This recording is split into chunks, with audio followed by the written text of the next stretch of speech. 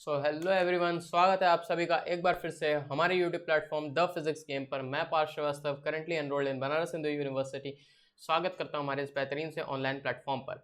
तो क्या हुआ कि असल में जो लास्ट वीडियो आपका पार्ट 3 यहाँ पे केमिकल काइनेटिक्स का था, जिसमें जो लास्ट पार्ट था उसमें क्या हुआ कि आपका शायद इफेक्ट ऑफ कैटलिस्ट और यहाँ पे कोलिजन थ्योरी के पार्ट्स यहाँ पे कट गए थे। तो उसकी आपको टेंशन लेने की जरूरत नहीं है, क्योंकि इस वीडियो में मैं आपको यहाँ पर इफेक्ट ऑफ कैटलिस्ट और कोलिजन थ्योरी एक बार फिर से यहाँ पे एक्सप्लेन करने वाला हूँ। तो आप वीडियो को लाइक जरूर से करिएगा, चैनल को सब्सक्राइब जरूर से करिएगा, ताकि आपको ऐसे ही लगातार हमारे वीडियोस मिलते रहे। तो हम सबसे पहले यहाँ पे इफेक्ट ऑफ कैटलिस्ट की बात करते हैं। असल में ये जो लास्ट टॉपिक जो थे इफेक्ट ऑफ कैटलिस्ट और कोलिजन थ्योरी, ये असल में आपके लास्ट वीडियो में थोड़ी सी प्रॉब्लम होने की वजह से ये यहाँ पर कट गए थे, मीन्स उसमें एड ऑन नहीं हो पाए थे। तो अब इस वीडियो में हम इसकी बात यहाँ पे करने वाले। तो सबसे पहले कैटलिस्ट क्या होता है। कैटलिस्ट एक ऐसा सब्सटेंस होता है जो कि रेट ऑफ रिएक्शन को यहाँ पर इंक्रीज करता है। कोई भी एक रिएक्शन होगा, केमिकल रिएक्शन, उसमें जब हम उस रिएक्शन को चाहते हैं कि फास्ट करवाएं, वो जल्दी जल्दी हो, तो वहां पर हम कैटलिस्ट का यूज करते हैं। कैटलिस्ट वहां जाता है, रेट ऑफ रिएक्शन को वहां पे इंक्रीज करते हैं, यानी उसके रेट को बढ़ा देता है, लेकिन उस रिएक्शन में किसी तरीके कोई पार्ट नहीं लेता है। वो बस रेट ऑफ रिएक्शन को वहां पे इंक्रीज करेगा और फिर बिना किसी केमिकल चेंज में गए, परमानेंट केमिकल चेंज में, और डायरेक्टली हमें केमिकल रिएक्शन वहां पे करवा के अच्छे से प्रोडक्ट हमें वहाँ पे प्रोवाइड करवा देगा। बस यही काम हमारा कैटलिस्ट करता है। तो कैटलिस्ट का इफेक्ट क्या पड़ता है रेट ऑफ रिएक्शन पे? रेट ऑफ रिएक्शन को ये इंक्रीज करवा देता है। लेकिन अब क्या होता है कि अगर रेट ऑफ रिएक्शन को इंक्रीज करवाया जा रहा है तो वहाँ पे कुछ ऐसा भी होगा कि रेट ऑफ रिएक्शन को डिक्रीज भी कराया जा सके। तो बिल्कुल होता है, उसी को हम यहाँ पे इनहिबिटर कहते हैं। इनहिबिटर जो रहता है वो हमारे रेट ऑफ रिएक्शन को यहाँ पे डिक्रीज कर देता है, यानी कि रेट ऑफ रिएक्शन को जो हम चाहते हैं कि वो डिक्रीज हो, यानी धीरे धीरे काम करे, तब वहां पर इनहिबिटर का यूज वहां पे होता है। अब हम यहाँ पे बात करने वाले इंटरमीडिएट कॉम्प्लेक्स थ्योरी की। इंटरमीडिएट कॉम्प्लेक्स थ्योरी के अकॉर्डिंग हमारा जो कैटलिस्ट होता है वो क्या करता है, वो एक केमिकल रिएक्शन में पार्ट लेता है, यानी कि कोई भी केमिकल रिएक्शन हो रहा है उसमें वो जाके पार्ट लेगा, वहां पे कुछ बॉन्ड्स बनाएगा, टेम्पररी बॉन्ड्स बनाएगा, परमानेंट बॉन्ड्स नहीं बनाएगा, टेम्पररी बॉन्ड्स बनाएगा, और उसके बाद फिर वहां से वो प्रोडक्ट्स को यील्ड करके दे देगा, यानी कि प्रोडक्ट्स हमें प्रोवाइड करवा देगा। किसी तरीके का वहां पर वो और काम नहीं करेगा। इंटरमीडिएट कॉम्प्लेक्स थ्योरी में के अकॉर्डिंग कैटलिस्ट का कोई ट्रांजिटरी एग्जिस्टेंस नहीं होता, यानी कि वो उसका कोई एग्जिस्टेंस नहीं होता है हमारे गिवन केमिकल रिएक्शन में। जब आगे प्रोडक्ट्स फॉर्म होते हैं वो बस वहां पे जाके बॉन्ड्स बनाता है टेम्पररी, और फिर प्रोडक्ट्स को यील्ड करके देता है। यहाँ पर ये बात नहीं कही गई है कि वो रेट ऑफ रिएक्शन को इंक्रीज करता है। ये बात इंटरमीडिएट कॉम्प्लेक्स थ्योरी में नहीं लिखी है, ये बात आप ध्यान से रखिएगा, समझ के। इंटरमीडिएट कॉम्प्लेक्स थ्योरी में बस कैटलिस्ट पार्ट लेगा केमिकल रिएक्शन में, टेम्पररी बॉन्ड बनाएगा और प्रोडक्ट यील्ड करके दे देगा। और भी बातें यहाँ पे होती हैं कि ये एक ऑल्टरनेट पाथ प्रोवाइड करता है। मींस जब भी कोई केमिकल रिएक्शन होता है तो मान लीजिए वो स्पेसिफिकली अपनी स्पीड से हो रहा है, लेकिन हम चाहते हैं कि वो वहाँ पे जल्दी जल्दी वो इंक्रीज हो उसका रेट, तब वहाँ पे हम जब कैटलिस्ट का यूज करते हैं तो कैटलिस्ट जो रहता है वो एक ऑल्टरनेट, मतलब जिस पाथ पे हमारा रिएक्शन चल रहा है, जैसे कि मान लीजिए ए से बी में हमारा पाथ यहाँ पे जा रहा है, जैसे मान लीजिए ए से ये बी पे जा रहा है, ठीक है। तो अब ये कैटलिस्ट जो रहेगा वो एक अल्टरनेट पाथ प्रोवाइड करेगा, यानी कि एक पाथ और प्रोवाइड कर देगा जिसमें ये रिएक्शन और जल्दी से होगा, और फिर ये सी पोजीशन तक लेके जाएगा, और फिर हमारा यहाँ पर अल्टरनेट पाथ प्रोवाइड होने की वजह से ये रिएक्शन हमारा जल्दी से कंप्लीट हो जाएगा, और फिर हमें प्रोडक्ट्स वैसे ही उसके अकॉर्डिंगली मिल जाएंगे। फिर कैटलिस्ट का इफेक्ट ये रहता है कि कैटलिस्ट को डालने से हमारा रेट ऑफ रिएक्शन तो इंक्रीज करता ही है, साथ ही साथ हमारी एक्टिवेशन एनर्जी जो ये होती है वो भी हमारे यहाँ पे इंक्रीज कर जाती है, जैसे कि यहाँ पे दी हुई है।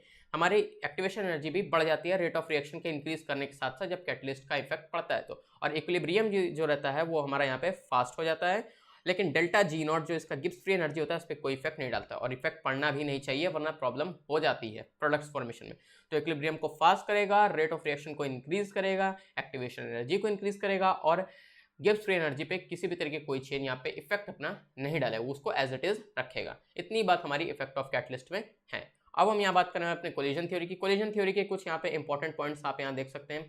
कोलिजन थ्योरी में यह बात कही गई है कि जो हमारे रिएक्टेंट मॉलिक्यूल्स हैं, जो रिएक्टेंट्स होते हैं जो प्रोडक्ट्स को फॉर्म करवाते हैं आगे जाके रिएक्ट करके, उन्हें माना जाता है इस थ्योरी के अकॉर्डिंग कि वो हार्ड स्फीयर्स हैं, और ये रिएक्शन तभी होगा जब उनके मॉलिक्यूल्स एक दूसरे से कोलाइड करेंगे। जैसे कि यहाँ पे दिया हुआ है कि जब कोई मॉलिक्यूल ए है मान लीजिए और एक मॉलिक्यूल बी है, तो जब तक वो दोनों एक दूसरे से रिएक्ट नहीं करेंगे, दूसरे से कोलाइड नहीं करेंगे, तब तक हमें यहाँ पर प्रोडक्ट यहाँ पे फॉर्म होकर नहीं मिलेगा। तो रिएक्टेंट्स का यहाँ पे कोलाइड करना नेसेसरी होता है, जो कि हार्ड स्फीयर्स अज्यूम किए गए हैं अकॉर्डिंग टू कोलिजन थ्योरी। फिर यहाँ पे number of collision per second per unit volume of reaction mixture is known as collision frequency, यानी कि ये कोलिजन फ्रीक्वेंसी की आपकी यहाँ पे डेफिनेशन दी हुई है कि कितने कोलिजन्स एक गिवन सेकंड में पर unit volume of the reaction mixture में हो रहे हैं उन्हीं को हम कोलिजन फ्रीक्वेंसी यहाँ पे कहते हैं। अब अगली बात कि सारे कोलिजन प्रोडक्ट फॉर्मेशन नहीं देते, यानी कि हर तरीके के कोलिजन यहाँ पे प्रोडक्ट फॉर्म नहीं करेंगे। इसका मतलब कि दो तरीके के कोलिजन आपके होते हैं, एक होता है आपका इफेक्टिव, एक होता है आपका नॉन इफेक्टिव या इनइफेक्टिव। जो कोलिजन प्रोडक्ट फॉर्मेशन में हेल्प करे उसी को हम यहाँ पे इफेक्टिव कोलिजन कहेंगे, और जो प्रोडक्ट फॉर्मेशन में हेल्प ना करें उन्हें हम इनइफेक्टिव कोलिजन यहाँ पे कहेंगे। अब देखिए इफेक्टिव कोलिजन का यहाँ पे डेफिनेशन भी दिया हुआ है कि यहाँ पर इफेक्टिव कोलिजन होने के लिए भी रिएक्टेंट मॉलिक्यूल का यहाँ पे प्रॉपर ओरिएंटेशन यहाँ पे होना चाहिए, एक प्रॉपर ओरिएंटेशन होना चाहिए, और उनके पास इतनी सफिशिएंट काइनेटिक एनर्जी हो, यानी कि थ्रेशोल्ड एनर्जी से ज़्यादा इतनी काइनेटिक एनर्जी कम से कम होनी चाहिए कि उनके बीच में जो भी बॉन्ड बने उसको तोड़ा जा सके, या वो रिएक्ट करें तो उनके बीच में जो भी बॉन्ड है वो टूट जाए और फिर नए बॉन्ड्स का फॉर्मेशन हो, जिसके थ्रू हमें यहाँ पे प्रोडक्ट फॉर्म होके मिल जाए।